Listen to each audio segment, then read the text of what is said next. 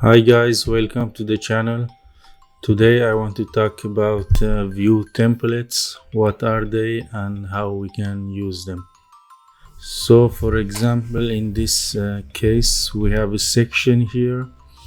We have a specific scale, we have a detailed level, and we chose a graphic display, and also we turn off some categories and some files that we don't want them to be displayed in this specific drawing, and some filters.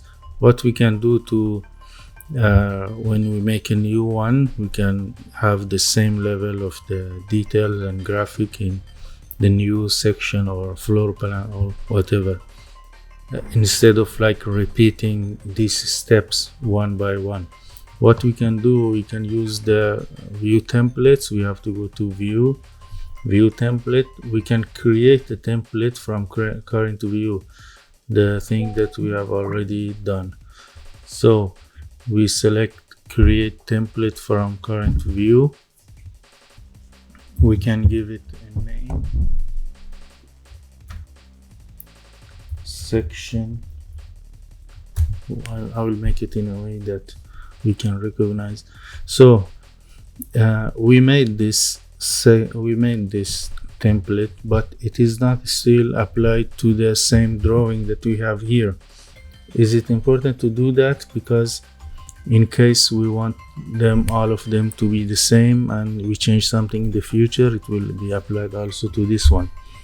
But since we have applied the view template here, now we cannot change these details individually in this drawing. We can't change anything here. What we can do, if you want to change, you have to click here and edit the template here. It will be changed for all the views that this template is assigned to them. Also, we can come here to view template, manage view templates. We have this we have this window open. We can we have all of them here. We have to choose the one that we made and we can make the changes.